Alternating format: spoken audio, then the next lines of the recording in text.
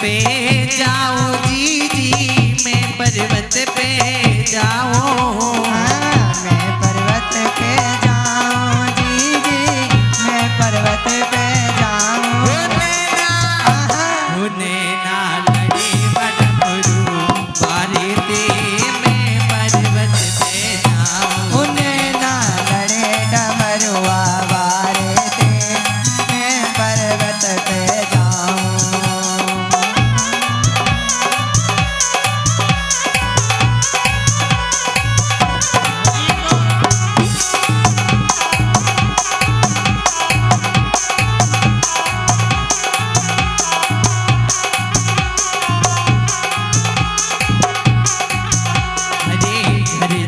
तो मेरी सास लड़ेगी, लड़ेगी। घर जाऊं तो मेरी सास लड़ेगी, सास लड़ेगी मुँह पे जुल्म करेगी। सास लड़ेगी मुँह पे जुल्म करेगी, सास लड़ेगी मुँह पे जुल्म करेगी। कह देगी ससुरी हमारी थी, मैं पर्वत पे जाऊं। नैना लड़े डमरुआ वाले थे, मैं पर्वत पे जाऊं। जय शंकर की।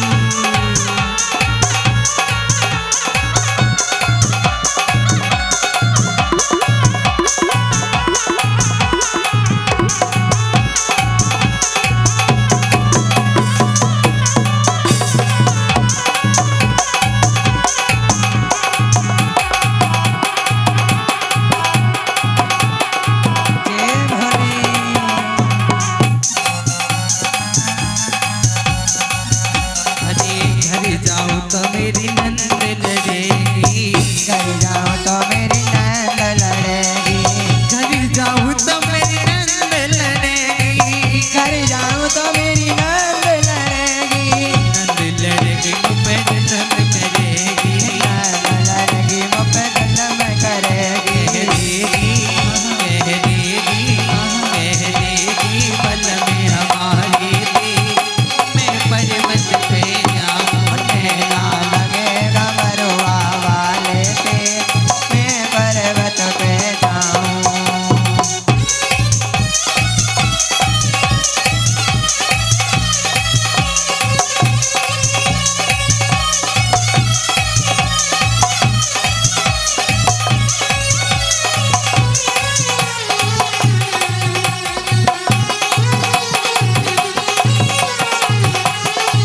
जय हो।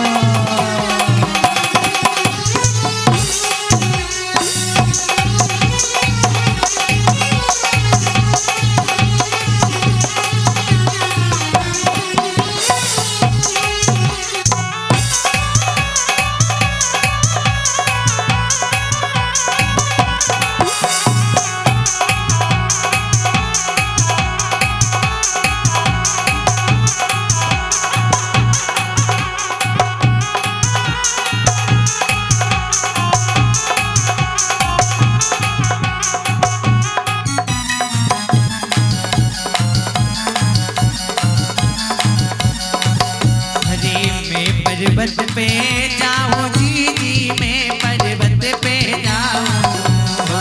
मैं पर्वत पे जाऊं जी जी, मैं पर्वत पे जाऊं। नैना लड़े डमरू वारे थे, मैं पर्वत पे जाऊं। नैना लगे डमरुआ वाले थे, मैं पर्वत पे जाऊं। मैं पर्वत पे जाऊं। मैं पर्वत पे जाऊं। मैं पर्वत पे जाऊं। मैं पर्वत पे जाऊं। मैं पर्वत पे जाऊं। बोलिए शंकर भगवान की जय हो। कि नहीं होता क्योंकि वो मेरे भोले का स्वरूप है, तभी तो उन पर चढ़ता है। और उनमें 3 पत्ते होते हैं, ब्रह्मा विष्णु महेश पार्वती, समस्त 33 कोटि देवी देवता बेल पत्र के वृक्ष में निवास करते हैं, क्योंकि वो साक्षात मेरा भोलेनाथ है। और दूसरी बात कही जाए तो इस कथा की जो मुख्य जजमान हैं हमारे, वो श्रीमान ओमवीर सिंह चौहान और चौहान परिवार, इनके पुत्र नवीन सिंह चौहान जी होते हैं, जो कि एंटी करप्शन में के पद पर अधिकारी के रूप में कार्यरत हैं। और भोलेनाथ की कृपा ठीक इसी प्रकार चौहान परिवार पर दिन रात बरसती रहे। धन धान्य की वृद्धि हो, आयु वृद्धि हो, और सभी प्रकार धन धान्य ऐश्वर्य यश कीर्ति मान सम्मान इसी तरीके से मेरे भोलेनाथ ओमवीर सिंह चौहान एवं समस्त सपरिवार को इसी तरीके से खुशी खुशी से अगली बार भी कथा के लिए इस छोटे से दास को फिर याद करना। अगर आप श्री राम कथा, देवी भागवत, श्रीमद् महापुराण की कथा, शिव कथा, गरुड़ पुराण की कथा, कोई भी अगर कथा आप सुनना चाहते हैं तो ये दास फिर आपकी सेवा में तत्पर तैयार है। बोले व्यास जी महाराज की जय। कीरतपुर गांव वास्तव में भक्ति भाव में झूमने वाला और कथा को श्रवण करने वाला, जो मानो इन्होंने मेरे हृदय को सचमुच ही जीत लिया। और इसीलिए मेरा बार बार यही मन करेगा कि मैं कभी भी कीरतपुर में दोबारा मेरी कैसे भी कथा हो और मेरा दोबारा आगमन हो। वैसे आने जाने के लिए मुझसे कोई मना नहीं करेगा, आऊंगा तो मान सम्मान तो मिलेगा, क्योंकि गोविंद की कृपा और मेरे भोलेनाथ की कृपा मेरे ऊपर भी बरस रही है। क्यों? क्योंकि ये पावन पवित्र भूमि नव देवी दुर्गा मंदिर सिद्ध ही नहीं बल्कि महासिद्ध पीठ मेरे भोलेनाथ का मंदिर, जहां मेरे भोलेनाथ साक्षात विराजमान है। और मेरे शनिदेव जिन्हें न्याय का देवता माना जाता है, और माना ही नहीं जाता, न्याय के देवता भी हैं। और इन्होंने एक बार ऐसा न्याय किया कि इन्होंने अपने पिता सूर्य भगवान को भी नहीं छोड़ा। इन्होंने कहा कि जो दंड का भागीदार होगा तो उसे दंड दिया ही जाएगा, उनको भी नहीं छोड़ा। इसलिए मेरे शनि भगवान को भी न्यायाधीश कहा जाता है। जजमेंट देने में बिल्कुल कतराते नहीं, जजमेंट सुना देते हैं, चाहे कितना भी हार्ड हो, कितना भी कठिन हो, जो देना है वो दे देंगे। दूसरी बात, अनंत। अनंत का मतलब जिसका कोई अंत ही ना हो, अंत अनंत बलवंत, बलवान में जिसका बलवान अनंत है। और वो साक्षात यहाँ पर मेरे श्रीमद कथा, भागवत कथा, कोई भी कथा हो, और कथा के रसिक प्रेमी, कथा के रसिक श्रोता के रूप में अनंत बलवंत हनुमंत लाल भी विराजमान है।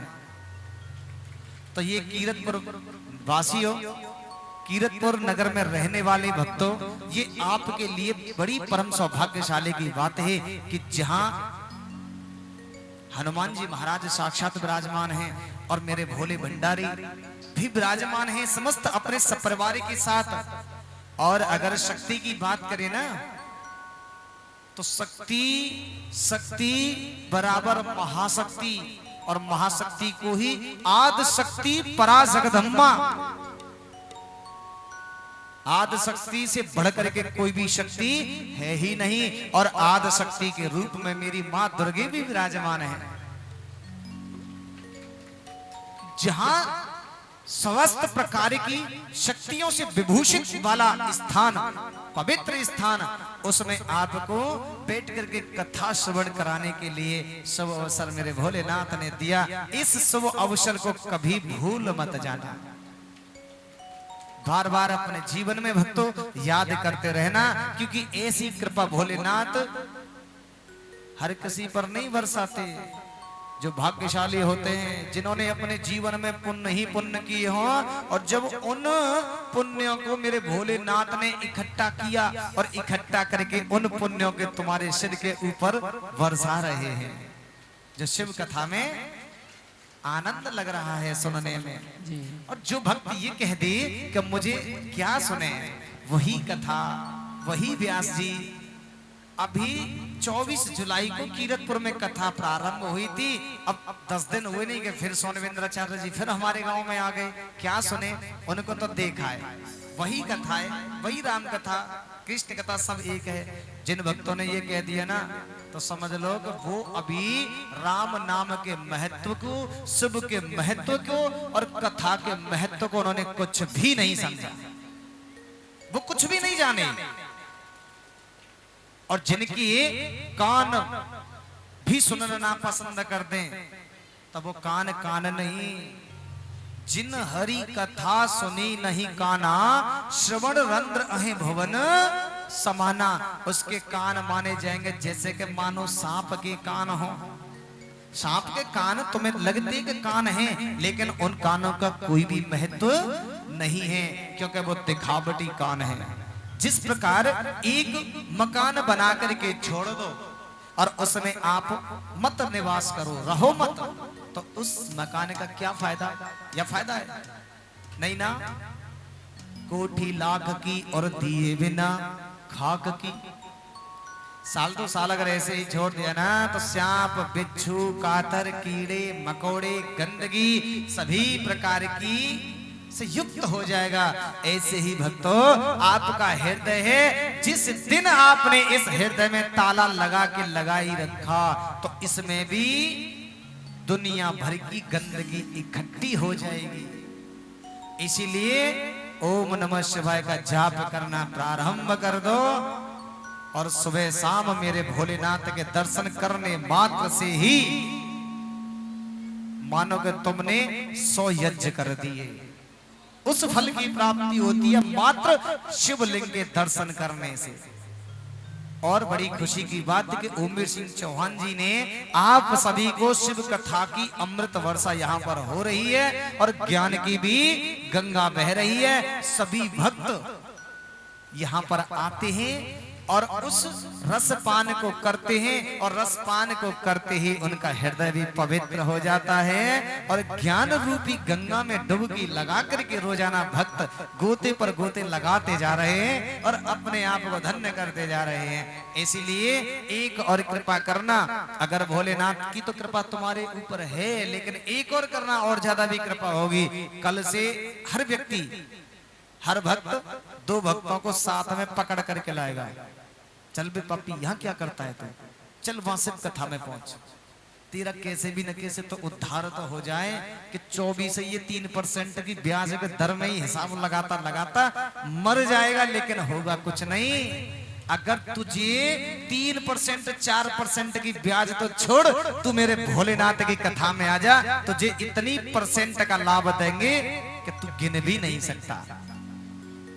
बोले शंकर भगवान की जय। आप सब जय राधे।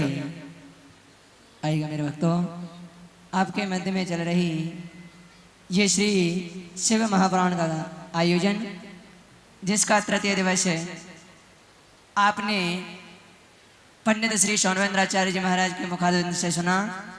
और आज की कथा, समय का अभाव है, आज की कथा को यही विराम देते हैं,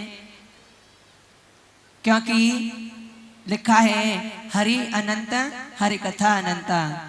भगवान भी अनंत है और उनकी कथा भी अनंत है। उनकी संपूर्ण कथा का वर्णन कोई नहीं कर सकता। लेकिन हमारे परम पूज्य व्यास जी महाराज आप सबको रिझाने के लिए भगवान शंकर के आशीर्वाद से पूर्ण प्रयास कर रहे हैं। और आज इस कथा में तृतीय दिवस में कुछ दान दाताओं ने अपने पुण्य कमाई में से दान दिया है।